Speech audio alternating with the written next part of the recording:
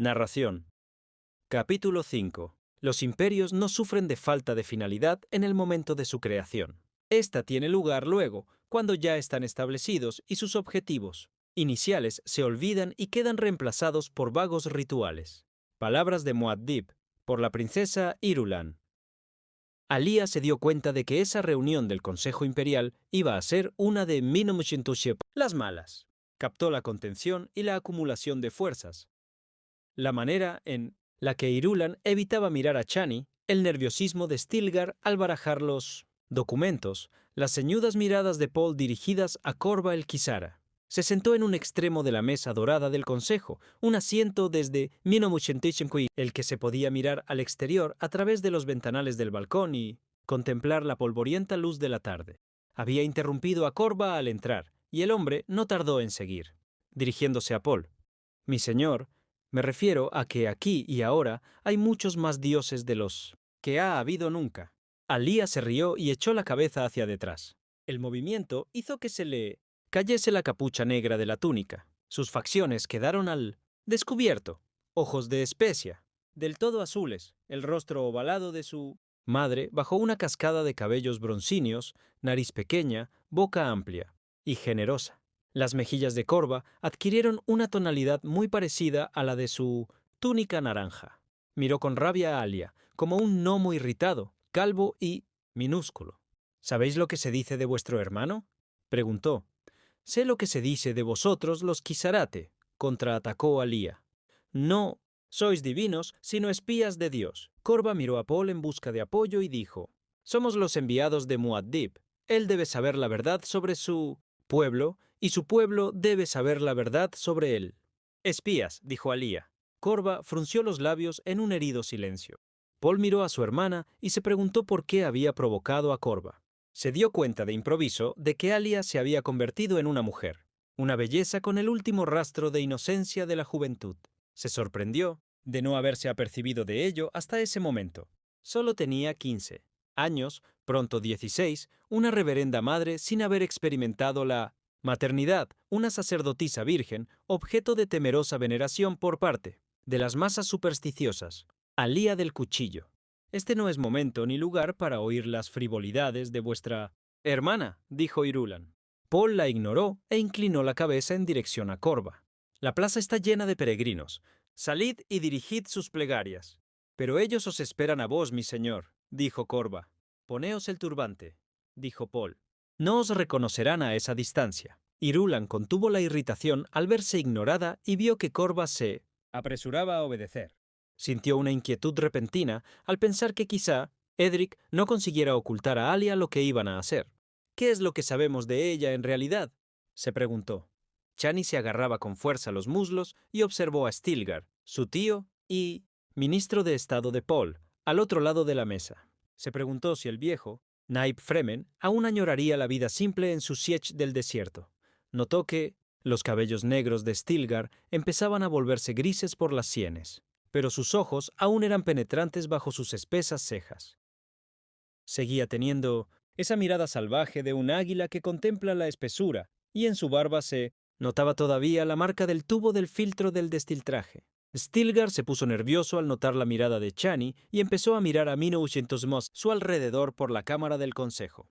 Su vista se posó en los ventanales del balcón y en Corva, que se encontraba de pie allí fuera.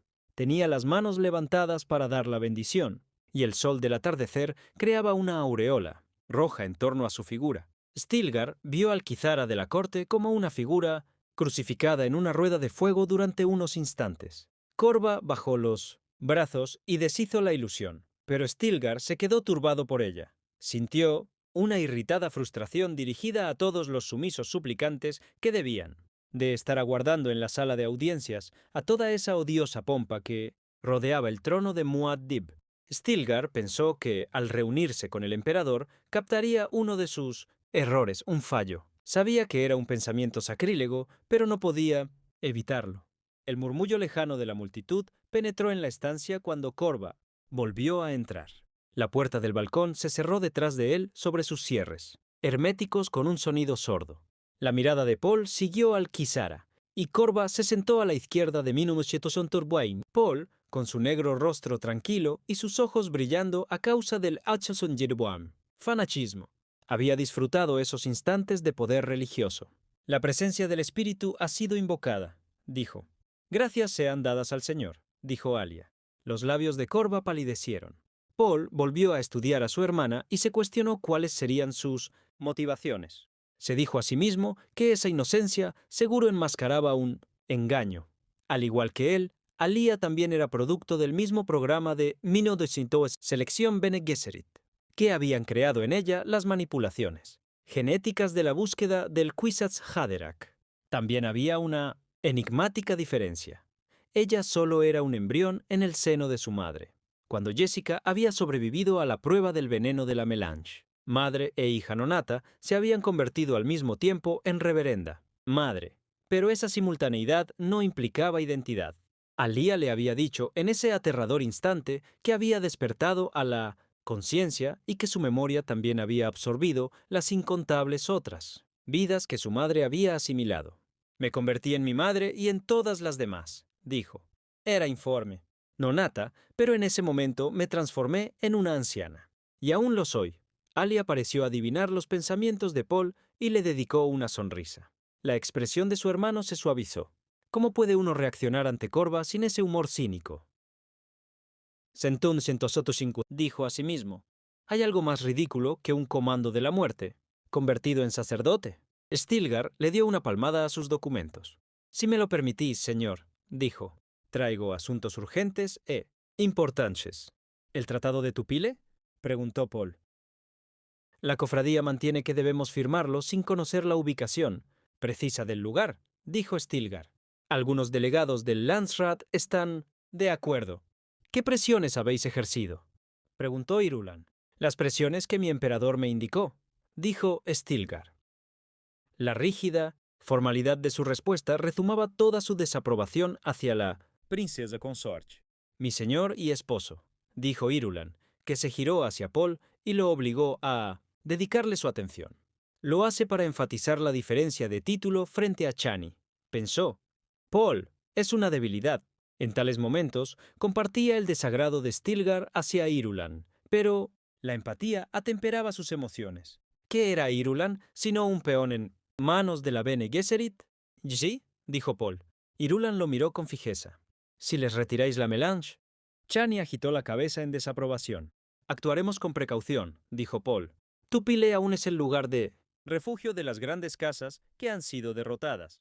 Es un último recurso. Un lugar seguro y definitivo para todos a los que hemos sometido. Exponerlo es hacerlo vulnerable. Si puede ocultar gente, también puede ocultar otras cosas, gruñó. Stilgar. Un ejército, quizá, o los inicios de un cultivo de melange que no se acorrala a la gente en un rincón, dijo Alia. No si uno espera que sean pacíficos. Se dio cuenta de que no había podido evitar inmiscuirse en la confrontación que había presentido. 10 años de negociación que no han servido para nada, dijo Irulan. Ninguna de las acciones de mi hermano es para nada, dijo Alia. Irulan cogió un estilete de escritura y lo apretó con tanta fuerza que los nudillos se le pusieron blancos. Paul observó su perfecto control emocional a la manera Bene Gesserit, la penetrante mirada interior y la respiración profunda. Casi podía oírla recitar la letanía. Finalmente dijo, ¿qué hemos ganado con esto? Hemos mantenido desequilibrada a la cofradía, dijo Chani. Deseamos evitar una confrontación abierta con nuestros enemigos, dijo Alia. No tenemos deseo alguno de matarlos. Ya han tenido lugar demasiadas matanzas en nombre de los Atreides. También piensa como yo, pensó Paul.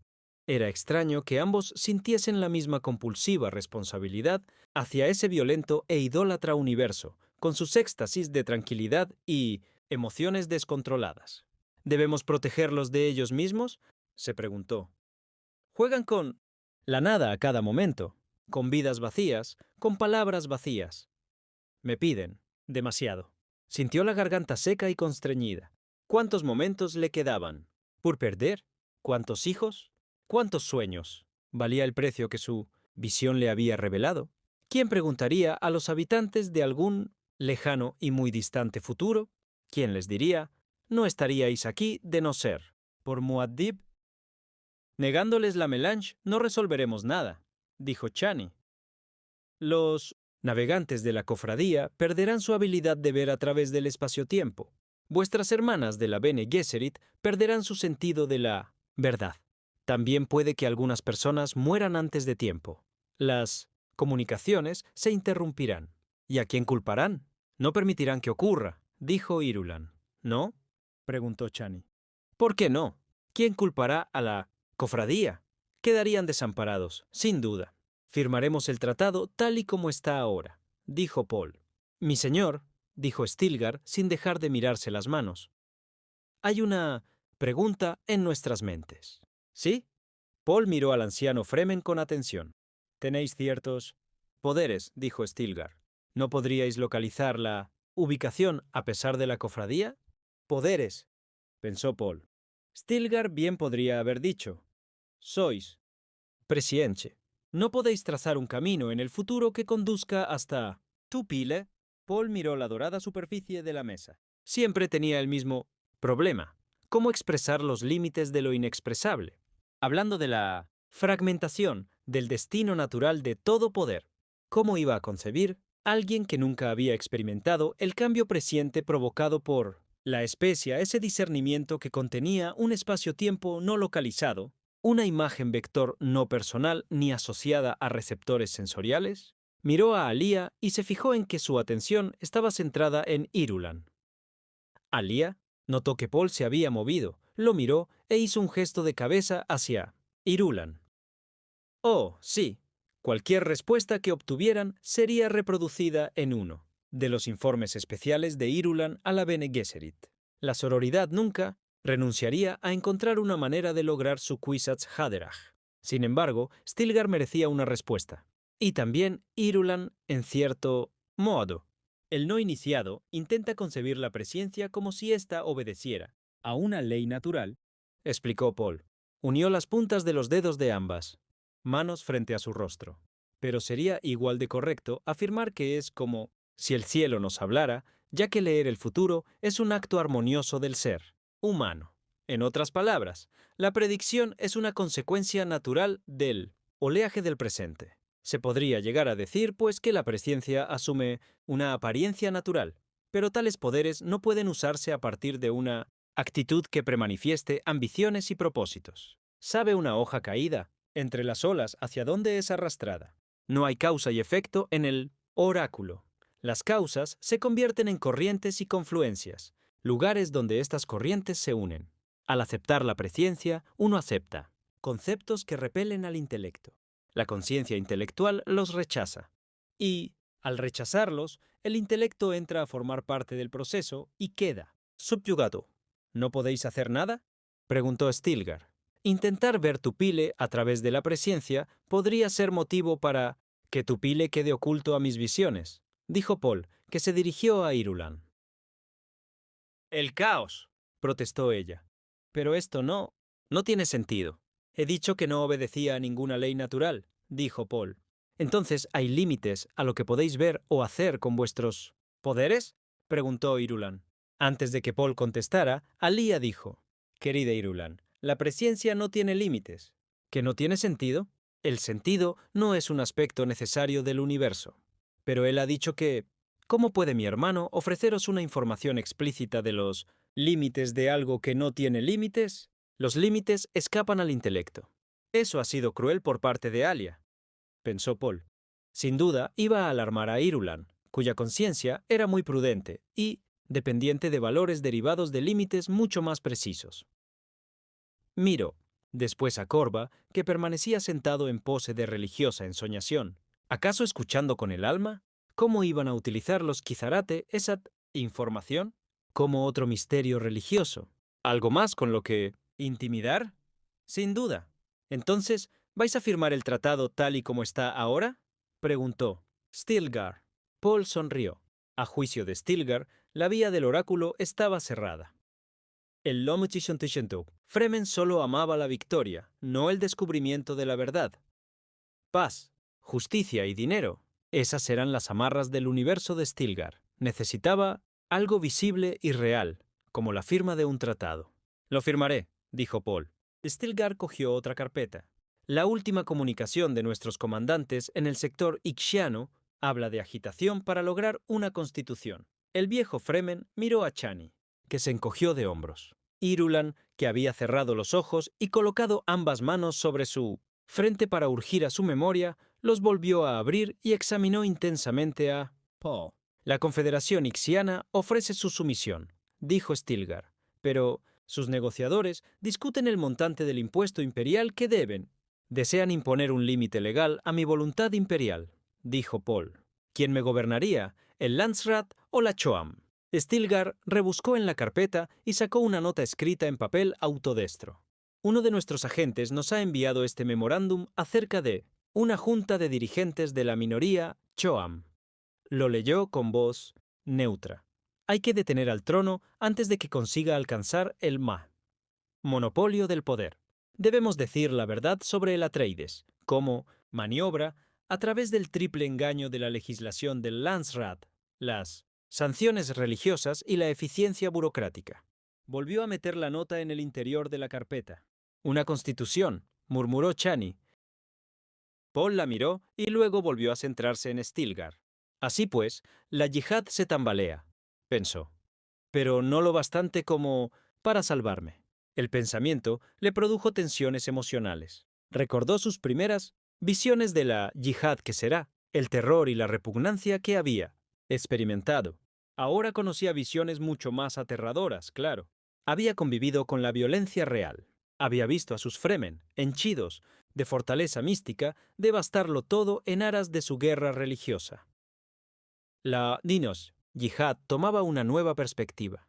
Era limitada, por supuesto, un breve espasmo medido en términos de eternidad, pero al otro lado yacían horrores, que superaban cualquier acontecimiento que hubiese tenido lugar en el pasado.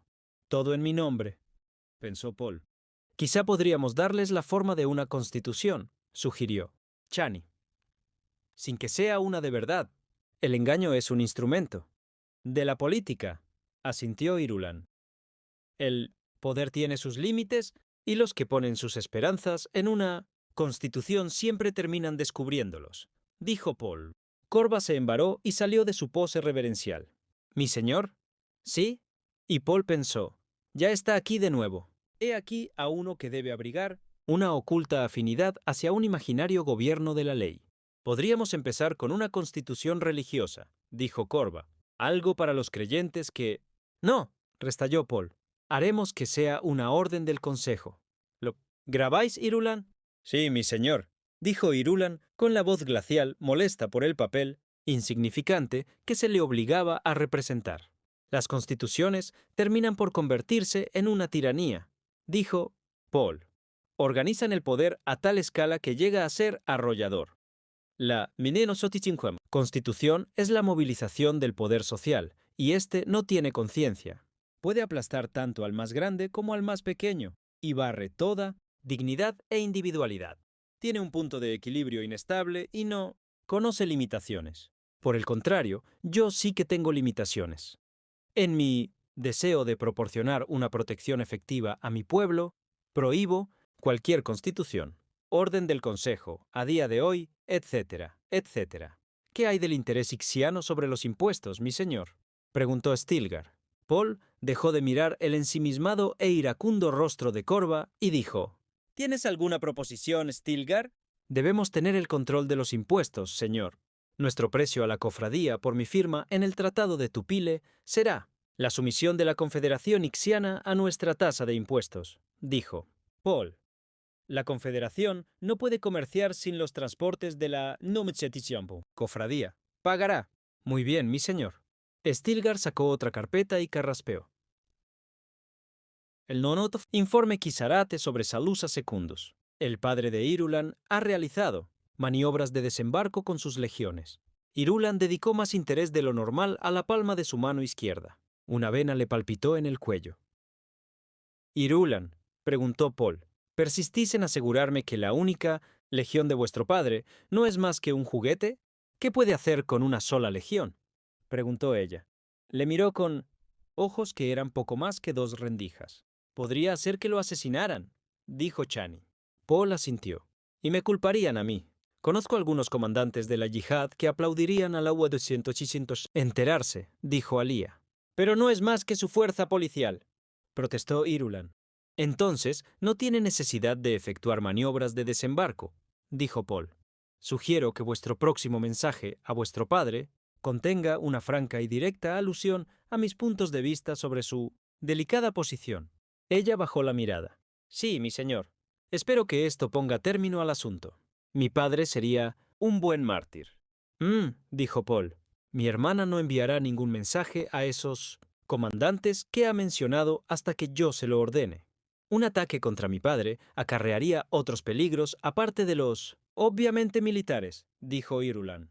La gente empieza a recordar su reinado con cierta nostalgia. Un día os vais a pasar de la raya, dijo Chani con su mortífera y seria voz fremen. Ya basta, ordenó Paul. Reflexionó sobre lo que acababa de revelar Irulan acerca de la nostalgia del pueblo. Oh, claro, había cierto atisbo de verdad en ello. Irulan había probado su valía una vez más. La Bene Gesserit envía una petición formal, dijo Stilgar al tiempo que sacaba otra carpeta. Desean consultaros sobre la preservación de vuestro linaje.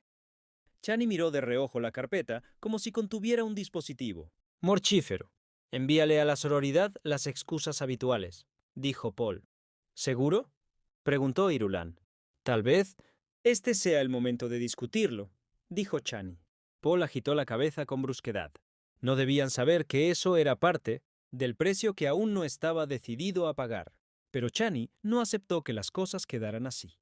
He ido al muro de las lamentaciones del Siege Tabr, donde nací, dijo.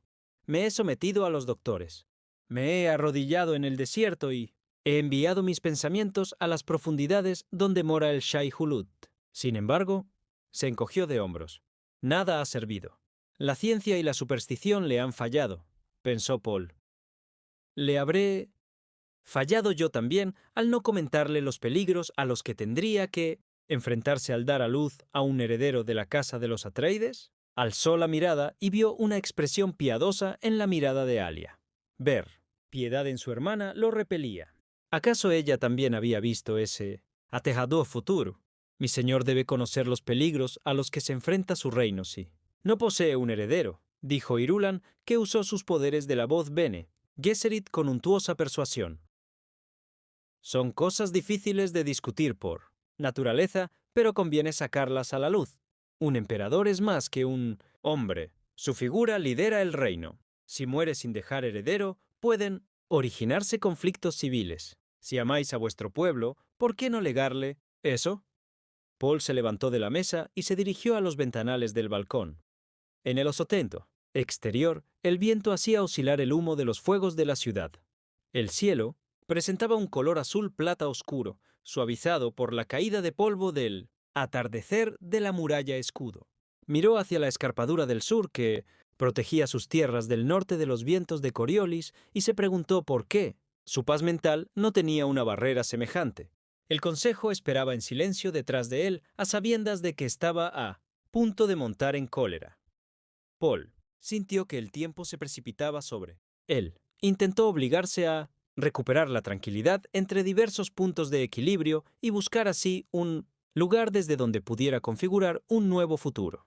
Retirarse, retirarse, retirarse, pensó. ¿Qué ocurriría si él y Chani partían y solicitaban refugiarse en Tupile? Su nombre quedaría tras él. La yihad encontraría nuevos y más terribles puntos de apoyo en los que girar. Y también lo culparían por ello. Sintió que el miedo volvía a surgir en su interior. Miedo a destruir lo más valioso que tenía por buscar algo nuevo, Atzinto Sintamo, que incluso el más débil sonido, por su parte, fuese suficiente para descontrolar el universo y desmoronarlo sin dejar fragmento alguno que se pudiera recuperar. Bajo él, la plaza estaba llena de peregrinos ataviados con los colores, verde y blanco del Hajj. Las hileras de personas zigzagueaban por el lugar como una serpiente de anillos dislocados.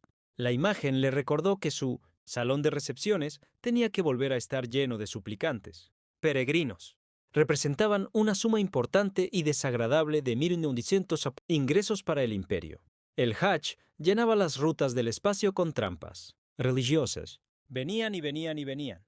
¿Cómo puedo ser yo la chispa que ha avivado todo esto? ¿Semeno 700 preguntó. Dicha chispa se había avivado por sí sola, como era de esperar.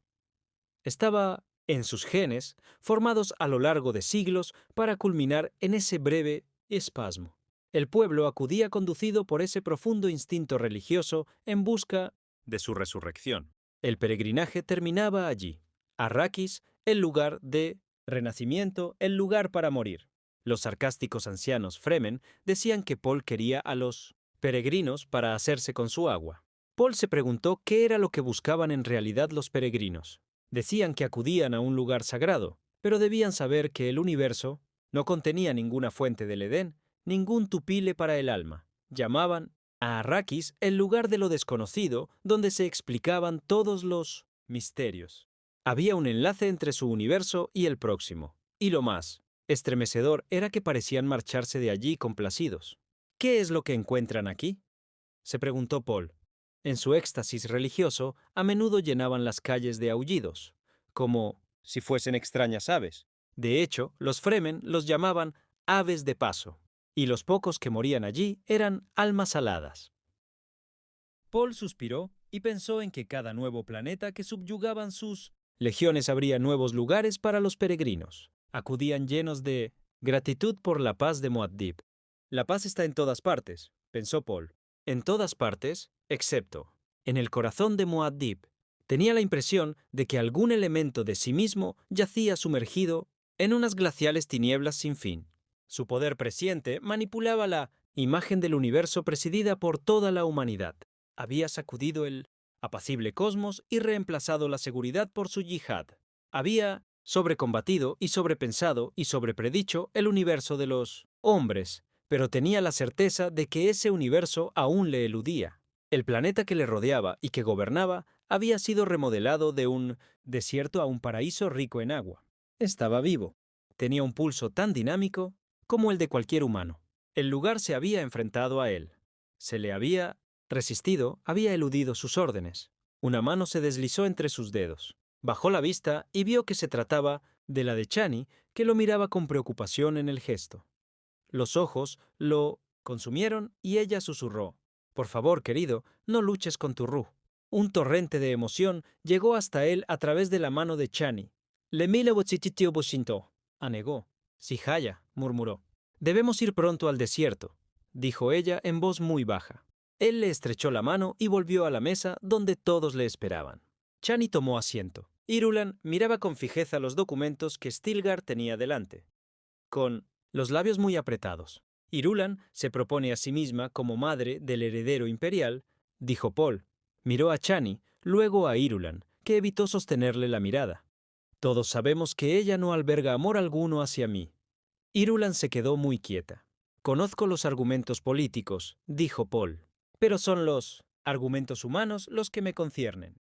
Creo que, si la princesa, consorte, no estuviera atada por las órdenes de la Bene Gesserit, sino actuara guiada por sus deseos de poder personal, mi reacción sería muy diferente. En las actuales circunstancias, rechazo su proposición. Irulan inspiró profunda y temblorosamente. Paul regresó a su silla y tomó asiento. Era la primera vez que perdía el control de esa manera. Se inclinó hacia ella y dijo: «Irulan, lo siento de verdad». Ella levantó la barbilla con una mirada de pura furia en sus ojos. «No necesito vuestra piedad», siseó. Después se giró hacia Toejo. «Stilgar, ¿hay algo más que sea urgente e importante?». Stilgar respondió sin apartar la mirada de Paul. «Hay otro asunto, mi señor. La cofradía ha vuelto a proponer establecer una embajada formal aquí en Arrakis». «¿Un representante del espacio profundo?», preguntó Korva con su voz llena de fanática repugnancia. «Lo más seguro», dijo Stilgar. «Es un asunto que debe tratarse con el máximo cuidado, mi señor», señaló Korva. «Al Consejo de Naibs no le gustaría la presencia de un hombre de la cofradía aquí en Arrakis. Contaminan todo suelo que tocan.